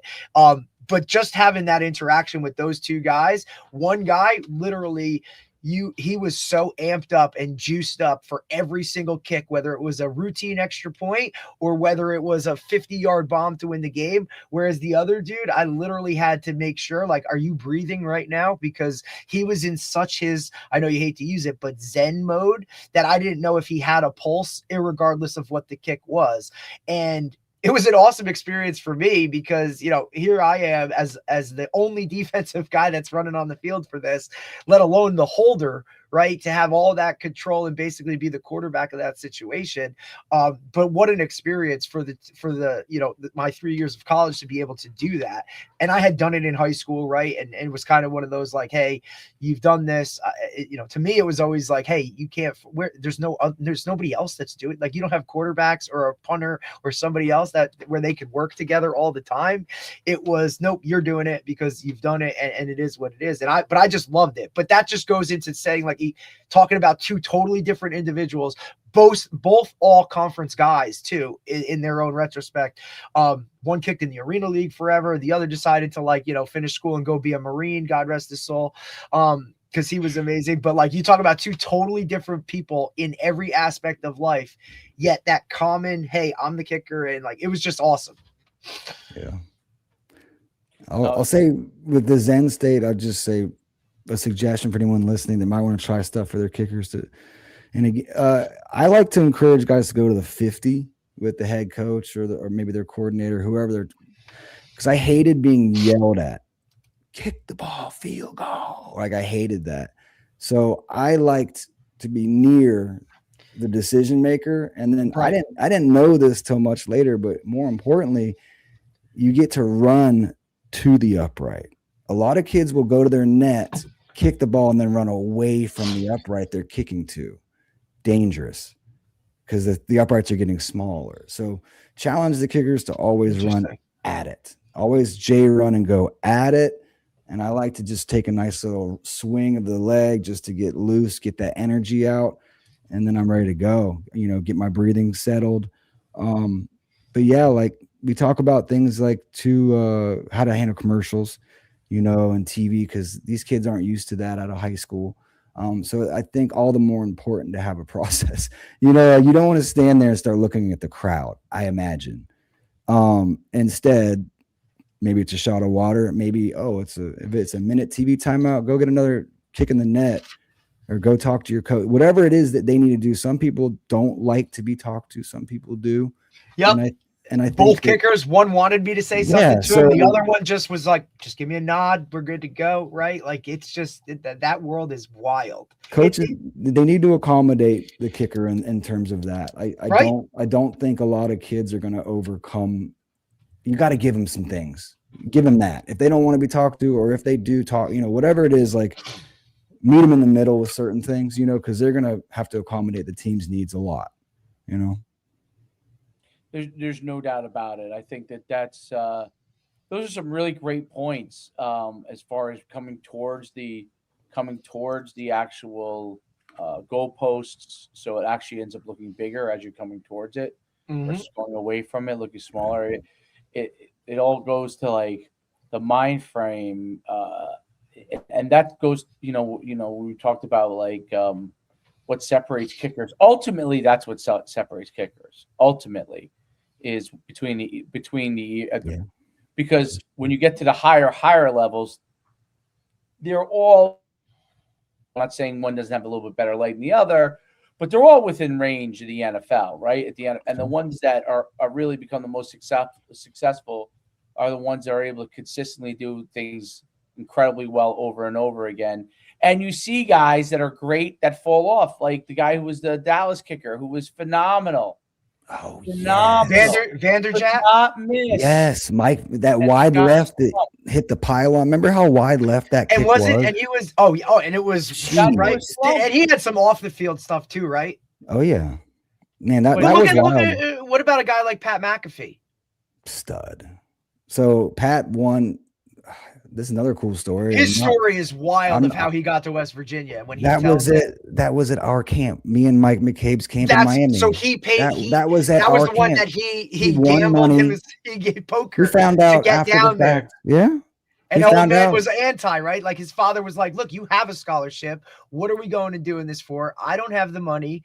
Go do it. Pat goes into some backroom poker player as a high school kid with grown men, probably linked to God knows what, and wins the money. And that was your camp, Dan, that he went down to and won, and then they offered him?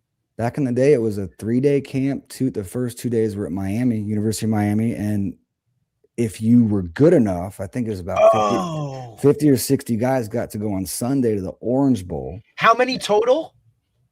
There was 400 or 500 kids there. It was the only kicking camp back then. Like, that's how I met Shoot. That's how I met Dave, man. Like, Mike was kind of the only deal back then. Yep. Right? And 100%. Long story short, Pat was undoubtedly number 1 or 2.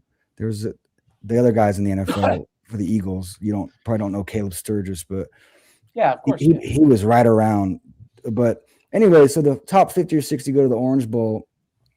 He smokes everybody, just steals the show, and leaves with multiple offers. Like Purdue was in the stands, Florida Gators in the stands, but West Virginia bit first.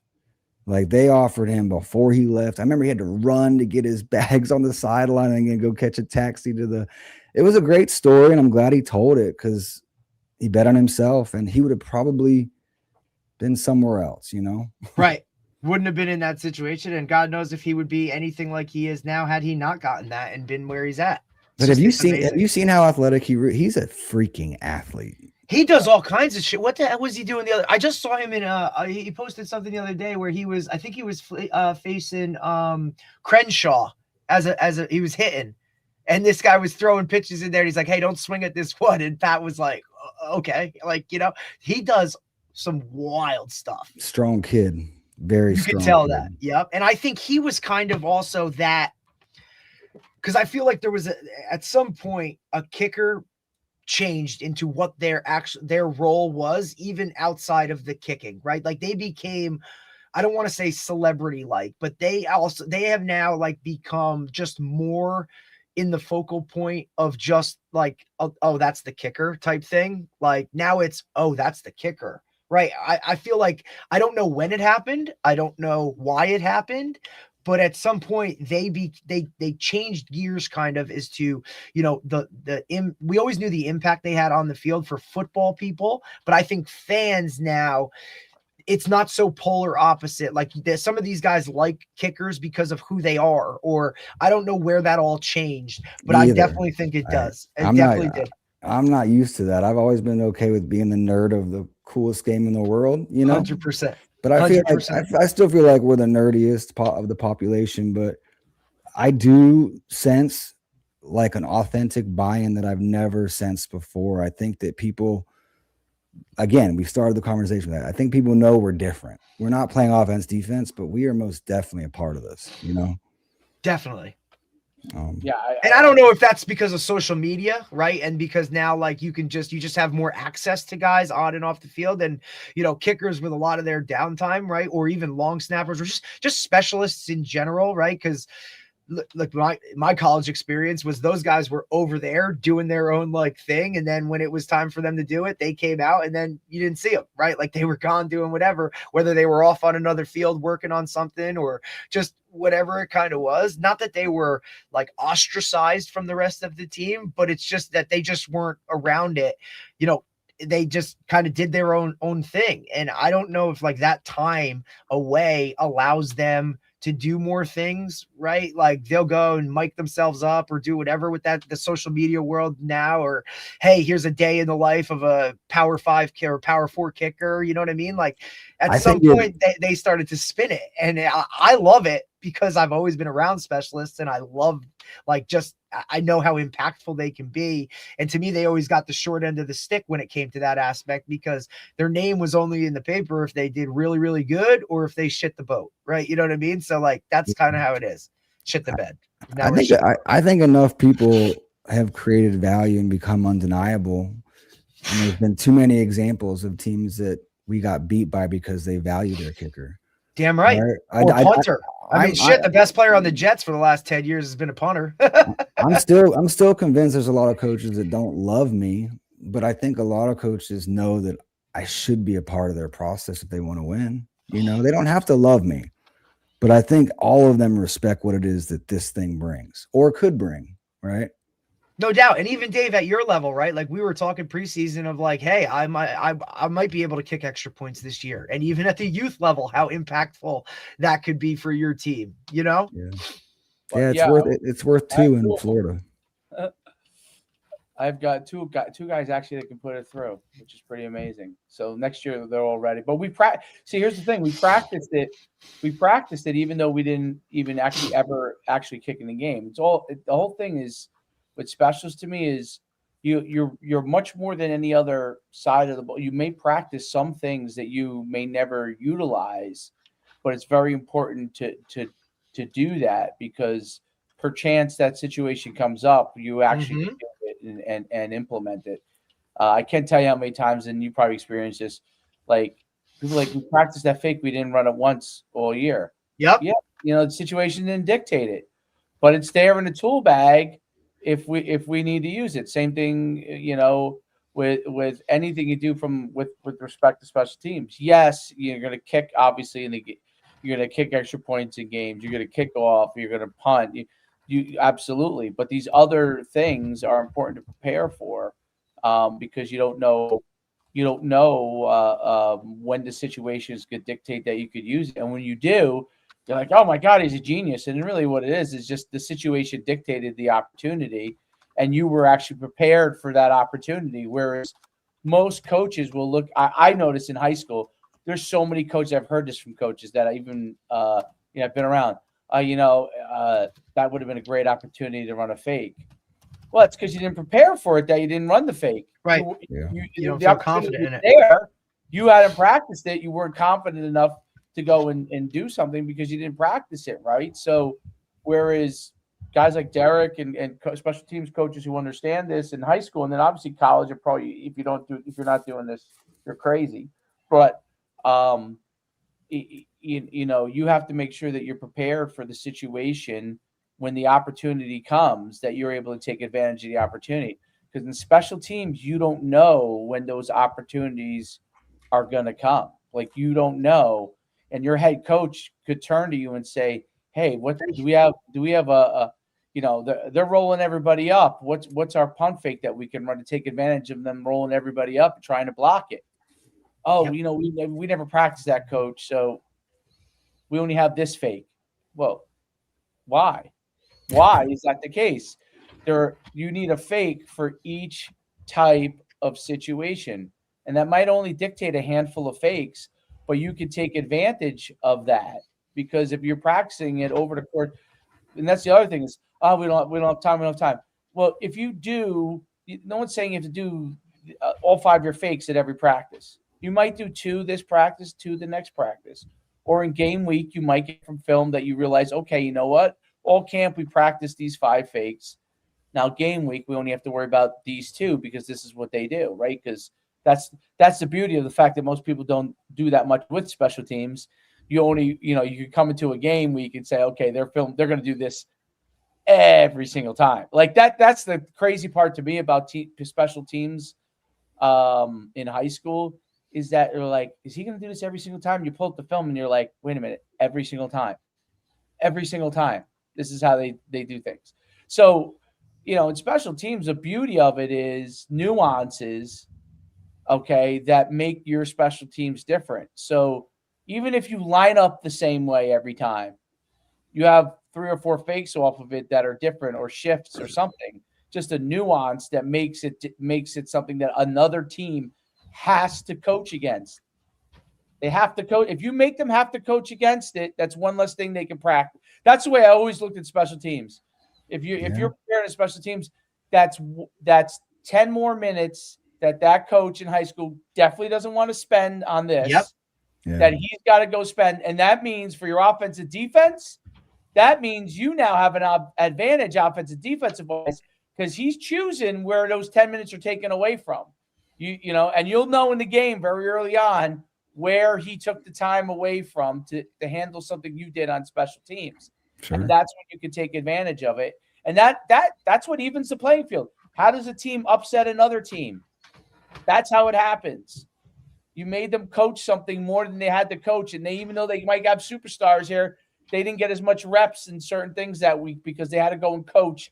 That's why the triple option was so effective, and wishbone and all those things for so many years, right? That's why the spread and air raid became so effective for years. There's always constantly trying to figure out how you can make the other team have to coach things that they have absolutely no desire or want to coach. That's why the wing T to this day is still effective in high school. I hate that offense. Okay. Yeah. But I love the blocking scheme. I always say that. I love the blocking scheme. Like, I use it in everything I do, block scheme wise. But the wing T, and why do guys hate it? Well, because it's so simple. You have to play discipline, right? It's so simple. Now, if you are disciplined and you have guys that match up, you absolutely, the negative to the wing T is if you match up and your team is disciplined and you have a quote unquote guys on the other side that can do things. Yeah. Now you can really make the wing T guy. This is where you get parents that complain from the stands, yeah, that guy can all the time. He can make the wing T guy look really, really silly with the wing T offense if you have a team that's disciplined. What wing T banks on is that 9 out of 10 teams are not going to be disciplined. That's what they bank on. Or you're going to make a mistake, and the one that you miss is now we're going to bang our head on a goalpost for an explosive. Dan, to kind of piggyback on that, talking about because Dave's always, parents from the stands, and honestly, this was the worst year in 17 years of coaching that we've dealt with. For our program itself, and just how the things that parents were saying and whatnot. As a kicker or a punter, where you're literally there for majority of the game, to hear not only parents but fans, and even at the highest levels when hecklers and all those kind of things, right, with the things some of these guys say, right, because they have the access on social media to know the ins and the outs, and how personal they're willing to go and make it. How do you kind of talk to your guys about that, block that out, and whatnot? How is that is that part of what you do when you're talking about these guys? Is it an issue you see for some of these guys because they're hearing it like for the entire game and the week leading up to it, right? Because these guys do their research, man, and they may start firing away on social media. Is it one of those things like close your DMs, don't look at social media type thing? Like, how do you kind of coach that up, Dan? Because I think in today's world, like, that plays a little bit of a bigger role than it ever has before. I would say that if there's something that most guys are prepared for in terms of succeeding and ignoring noise, is that, like, I think that that's awesome. They've grown up with it, right? Like, I'm talking about college. I don't know the high school guys. Yeah, it's a constant battle about teaching. Well, that's a little different too, because it's somebody else's parent, right? Like, you're yelling at a 16-year-old kid of a mom who's sitting 3 seats away from you, and you might not know that that's even their kid, and you're talking shit. Like, buddy, hit it. Why are we missing? You know what I mean? Like, and I get that's different. High school is very different in that, but you can talk to the college level and the NFL level. The college guys for sure. Like I see a lot of them next week I'm doing a spring break event in Texas, and I found that a lot of them don't have Twitter accounts, right? But they have like their personal Instagram. And I think that what I found is in high school, they use that Twitter account to get recruited. But the second they get that Saturday roster spot somewhere, they don't want that public image anymore, because that is where it happens. I think most often with my guys, at least, is on Twitter, after a game-winning miss or something. So that they really, it's going to be there. You're going to hear it, and it's going to happen, right? It's going to happen. I talked about that earlier. It's when, and everyone's different with it, man. Could you imagine? I don't know if you could really imagine how low that feels. It's not good. It's something I can vividly remember each of those reps. I can't really remember a lot of things I made, but I remember my misses. I don't want to, but it sucks. And I wish I was more well-versed in teaching them how to overcome that, but ignoring a lot of it is important, and realizing that I would say a large majority of where that's coming from are people who've never ever thought twice about stepping foot in a public setting, right? Yep. Or have the nuts to. So yes.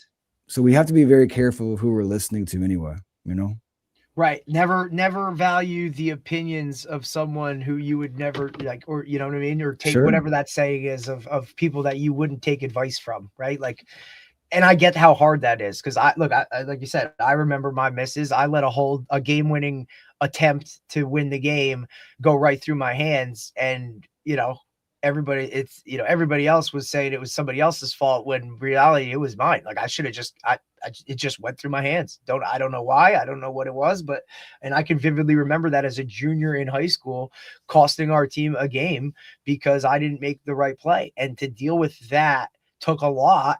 And that was without backlash from others. And you know what I mean? Coaches were supportive. Guys were supportive.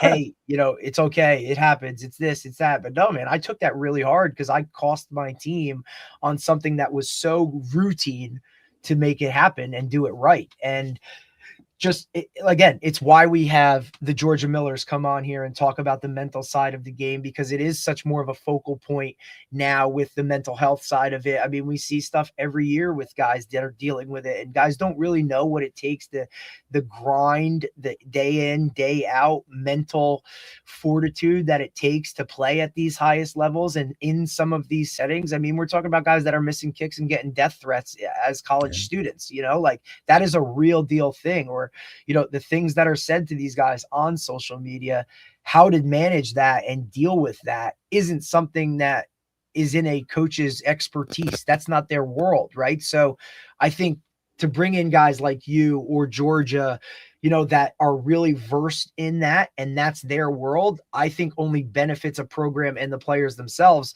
You have to be willing to do that as a coach and kind of put your pride aside and say, hey, I don't know how to handle that. Or, you know what I mean? Like, get the best people in the building to help them deal with that, because it's a real thing. And that could really kind of, one missed kick could spiral out of control. And now you know how it is. Like, now they're missing every kick when they had made every kick. And like, why is this? Well, my mind just isn't there. So that redirect, and I think that coaching aspect of it is something that guys should really kind of focus on more as we see the mental side of things come more into the limelight in the world that we live in with social media. And the culture of the coach, right, and the staff. I think, if they enable that behavior, like I've seen this, and like only like really high school settings, but a kid's own teammates would be part of the problem. And it's like, last time I checked, you don't even play, Right. but you have a strong opinion about someone who does. I don't know. It's just, again, it's like I don't think it's hardly ever going to come from someone you'd care about if you really looked across the table at who's talking to you. The people who care about you are on your side. And I think that's where your focus should be, I think that's a great point, and that's the key aspect to them having success. Well, I have one more question. As far as like the modern athlete versus when you played or even when you started running camps, right? And um, what are some of the things that you see that they have to overcome challenge wise that might be different than when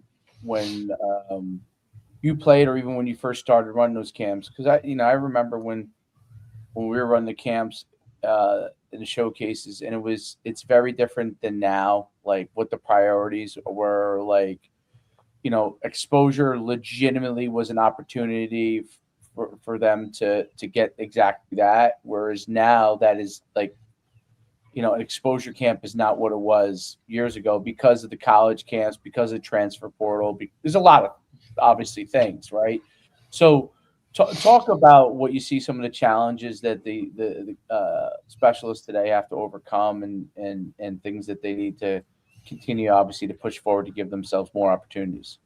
I think it's probably very relatable to your side of things in terms of there's a large inventory of coaches and experts in recruiting services and exposure camps and competitions and yada. There's so many places to go. And I think it's saturated, it's watered down. I think a lot of people make promises they can't keep just to sell tickets. And I think what a kid has to do is really do his due diligence and expose himself to several people or things or camps, and then circle back to one that they find that is the environment that's going to bring me my personal success, where I see myself. Because what I do see often is the kid will go to coach one and stay with that coach forever. And I just think there's so much good coaching out there that the likelihood that it's the guy in your neighborhood, Right. I think that's slim to none. But the likelihood that there's someone in your state that can make you great, very likely. So I think that kids should not be married to their ignorance, right? I think they should realize that I don't know a lot about this, so maybe this guy's good, but how do I know? Parents as well. Yeah, for sure. Yeah, I'm sorry. No, I just think parents, the convenience is a big part of the problem, but I think you guys know that Right.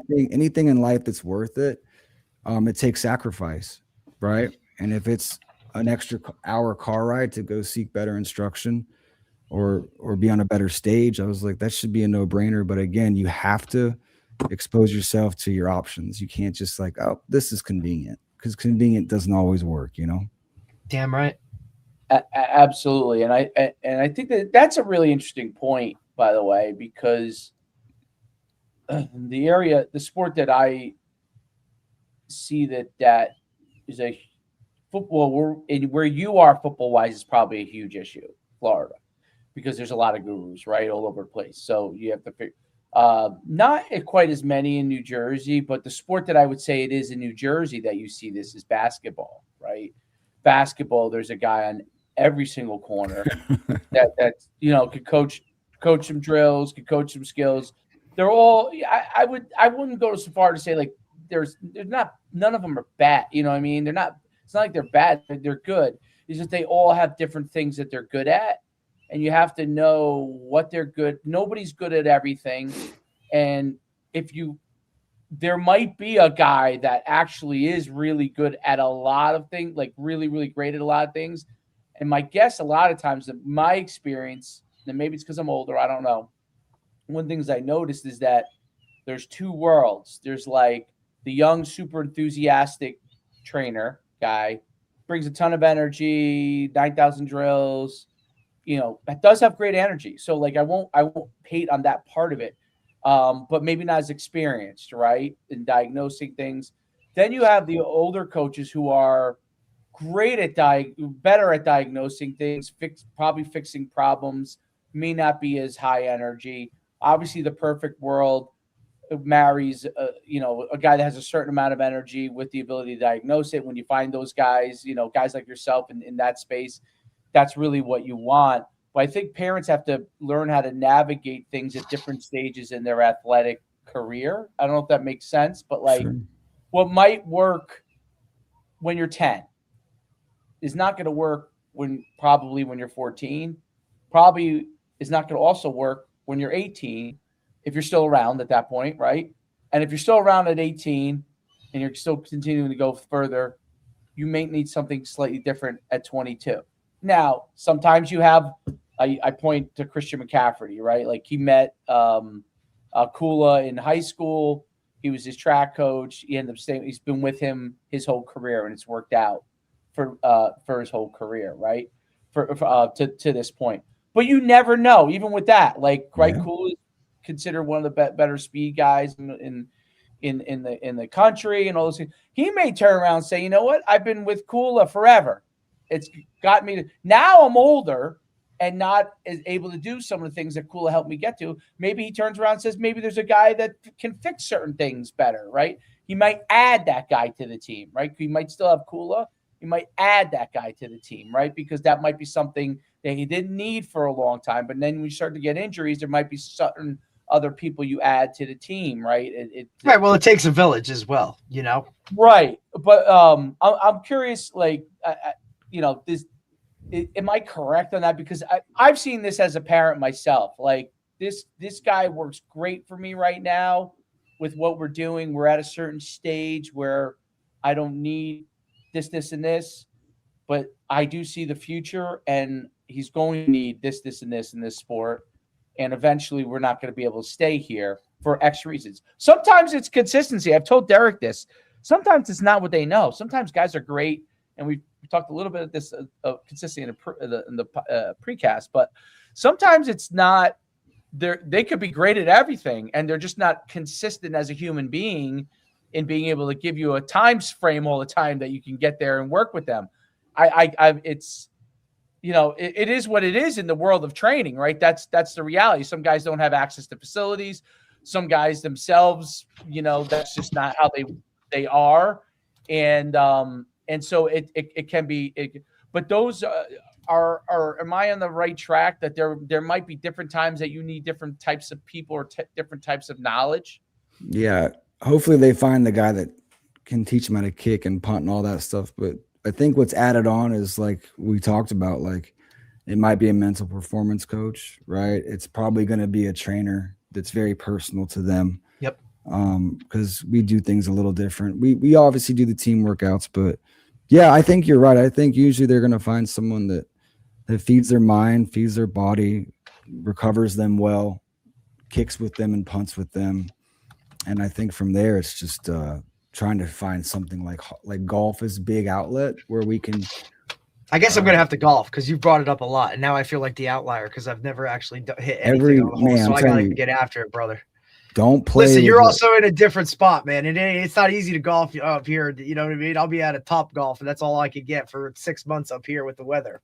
Kickers are fantastic usually at golf. Kickers. I got to get after it. Kickers and pitchers, if you go look at Golf Digest historically, they comprise almost the entire list of 50, aside from like the Steph Curry and the Michael Jordan that was in the mix. Right. The Tony Romo. But it is kicker, punter, pitcher all day long. That's what I love it. I love it's good because Rick Rhoden was unbelievable for all those years in the baseball. You don't even know may not know the name a baseball player from the Pittsburgh Pirates. He was like the king of the Pro-Am tour. Really? Amazing. That's amazing. And Dan, I know you got to run. Pitcher, by the way, he was like a 4 ERA guy, but boy, could he? He could hit a golf ball. He golfed too much. Yeah, that's it. And Dan, I know you got to run because you got training guys, but we can't thank you enough for coming on, taking the time. I'm sure it was great for Dave to revisit some of those good old days and whatnot, and with and doing that kind of stuff. But an incredible amount of knowledge bestowed upon us and the viewers. I got a ton of stuff that I'm going to take back and look at and figure out how we can fit it into our specialists and what we do where I'm at. So I really appreciate you taking the time, man. It was awesome. Of course, if you could follow up about that holding drill, and I got a few other bits of content for you I think you'd like. Awesome, man. I appreciate it. What's your website? What's your website, go ahead. Twitter and stuff?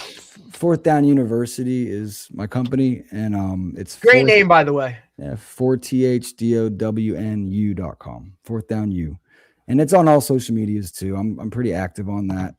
I use it for teaching and hopefully helping kids get offers, right? And I know you travel a lot, but you're mainly based out of where in Florida specifically? Because I'm just trying to figure out when I get down there how I can meet up with you. Ormond Beach, Florida is just north of Daytona. Right? Just north of Daytona. Yeah, that's where. All right. That's where I was from. Great place. It's nice. Anywhere in Florida is great, Dave. Let's not talk. Come on, man. You know how I feel about Florida, buddy. I know. I'm not allowed to. For some reason, I can't convince anybody to go. Shit. Well, for me, if I get, I've been there so much, but I'm just gonna have the U-Haul outside one day, and it's like, hey, that's it. We're going. We'll do a Florida Jersey camp in Daytona. How about that? That would be good. All right. That would be good. All right, Dan. Have a great day. Dan. Take care. Take care. Bye. Great. That was great. That was really, really a treat. Getting Dan on the pod, man. He says so much stuff. Yeah, I was just gonna say he has so much stuff. He's just like a Rolodex of, you know what I mean, like how to really do it and how to get into it and just how he views it. And we talk about this all the time, like guys that have played at the highest level and now have gone into coaching and have kind of felt what their guys have felt. You know what I'm saying? So, kicking for a national championship team and being around such high level guys in that type of setting, I think benefits him. And then obviously the experience of doing what he's done for such a long time and sustaining it. And then kind of like you see how he's kind of changed things and is constantly changing things based off of like his new knowledges, the new information that's come out and kind of how things go. And with that, I think that's a key piece of like why some of these guys have sustained success is because they're willing to kind of own maybe some things that they no longer believe in, or, maybe they're lessening on some of these things and coming up with new things, right? Like that's, to me, the sign of a guy that just understands it and wants to be great for his players. So, I mean, that was awesome. Really, really good stuff. Yeah. And then tomorrow we'll talk to Ryan Jurglin from LIU special teams, right? So, Derek, what's amazing? Okay, so that's the only thing it hasn't yet figured out how to do. Okay, so I got the website. That it always uploads on the first page. Right. The latest episode, it runs what you call a cron job. It's called, like every day it runs like and then it pulls up the latest one. I can't figure out how to get it on my episodes page. I got the main one, but it's not the episodes. I have to actually still, I think, pull the regular episodes a different way, but it still shows the main one on the top, but it's not plugging it into the recent episodes. But and then I obviously have to get it to pull. I'm going to upload your spreadsheet and see if I can get it to pull from you. Update it like after you put them on or whatever. Yeah, I do it this like usually before we start the show. I usually do it. Okay, so what I'm going to do is I'm going to try to get it to run an update to. I'm going to try to attach your spreadsheet to the back end, which will be sick because that way that'd be awesome. I think I can figure it out. I mean, basically, I've been sending that now. Like when I'm to do all this stuff. Well, I'm talking to these guys too, right? Like, or having that initial conversation of like asking people to come on. I've been sending the link, right? And even Mike yesterday talked about it. Hey, you sent me the website and I just went through and found, this episode or this guy of like, kind of who relates to them. I think even now the next part would be to now we can even take it and categorize it, right? Of like, hey, here's some college coaches we've had on. Here's some, you know what I mean? Strength and conditioning guys we've had on. You know what I'm saying? Well, it does. So if you go to the oh, okay. I must have missed go that. to the guest directory. Let me just see okay. Let me see if it does it right. So you know what I mean? Because it's almost like clicking on a column within Excel. So you click on it. Ready? So if you go, actually, I wonder if I can. I have my other website. I'll show you. Let me see if I can show it. Hold on. And by the way, he sounded like such a kicker. He was so monotone, right? And just like level, like, like, dude, that is in my eyes a kicker. Like, it's just so awesome. Yeah. There's and Coach Joffrey literally was texting me because he watches every episode, right? So he's on his way. He's down in Florida right now, surprising his kid for his 16th birthday.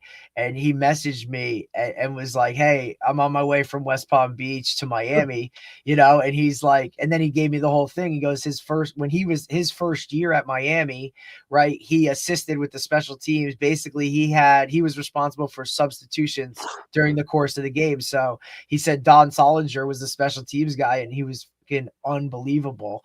And then he talked about Dan and his process and how he did it and whatnot. And it was awesome.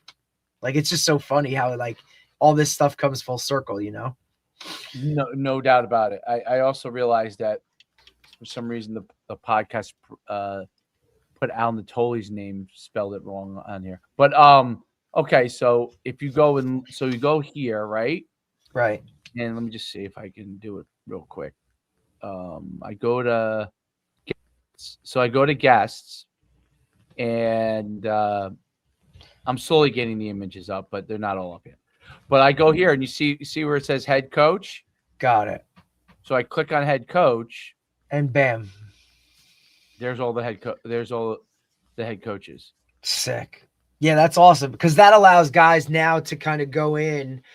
Oh, hey, I'm a position coach or whatever, or hey, I'm an author. Like, let's take a look at some of this stuff and whatnot, which is coordinators. Awesome. So now I'll tell you what, dude. Like, I'm putting myself in a rough spot because everybody that we bring on who's written a book, I feel wronged if I haven't read the book itself. So, you know what I mean? Thank God for audiobooks, right? Like, and AirPods to keep one in at all times, listening to kind of some of these books just so I can have like a reference point. Because even next week, we are having Todd Gongwer is coming on, and he's the author of a book. What the hell's the name of it? Geez, I literally just had it. Lead, for God's sakes, right? It's a leadership book. And I'm like, oh, okay, I better get this one in. You know what I'm saying? Because he's coming on next week. I always feel like, hey, I'm sorry, buddy. But you know what I mean? At the same point, it's like, hey, because these guys asked her, like, hey, we're going to talk about it or we're going to whatever. And it's like, all right, yeah. But that's why I love our podcast, though, because we don't hone in on certain things. It's more of a dialogue and we kind of take it where it goes. And that's how I present it to those people, like to kind of like take the pressure off of them to be like, well, what do I need to prepare for? And it's like, no, just talk what we're going to talk. Like, it's okay. You know what I mean? Like, it's not like a direct, unless we have a topic that we want to like hit on, right? Like, obviously there's, certain things for each individual that we want to talk about, but we don't have to keep it as specific and like, right down to that the minute details. Just talk about what you talk about, so absolutely, it makes all the difference. No, it's great. The website's coming along. Hopefully after this week I'll have more time to update it. Obviously we'll have a little well, this weekend's a big one, buddy. This is our big one. This is the hey, here's we're traveling, we're doing, and I have to touch base with you. The reason why I've been trying to call you because I want you. Oh, have you? I haven't even seen any of it. Yeah, I have to just kind of go through something with you, but boy. We'll it's not a huge deal, but we'll get it all worked out. Yeah, but yeah, that was a great episode. Great job, dude. Great job. Bro. That was awesome. I hope made me really think too. Like when you brought up the quarterback point, and I was like, kind of like, okay, their emotions are different. But then I'm like, is there commonalities that No doubt. that can apply to all athletes? But it's really their baseline. But all Correct. athletes should have it as they have to have it as their baseline. Well, they have to have something. All too, athletes should probably have it too. Yeah. But then but it's and then put your own spin on everything, and then it's more. I think when you put your own spin on it, right, like your own little niche, like then it is just it's you're more inclined to use it because you take ownership of something. You know what I'm saying? Like I can give you a general receiver perspective or DP perspective or a process to kind of how to do it, but you have to. It's now you. Right. And it's you now have to go take ownership of it and put some of those things in place so that it works for you. Because again, goes back to the overall basis of everything I believe in is it's not cookie cutter. It has to be individualized at some point in order to make it work at the highest of levels. No, there's no doubt. It's very, very, it's very, very interesting. It's like there's no way any skier can't, if they go up there before the slalom and they start jumping around, then they end up going too fast and can't control the turns. And next thing you know, losing your mind. Next thing you're ended up. They still have to be somewhat pumped up in their own mind, right? Correct. They have to be pumped up in their mind, but they can't be. They got to be aggressive but under control, right? Like 100%. Like but if they're controlled chaos within your brain. Yeah, which to the outside you look at it and it's like, wow, that's crazy. It's a lot harder done. A lot harder than it actually looks. I tried skiing once. That was enough for me.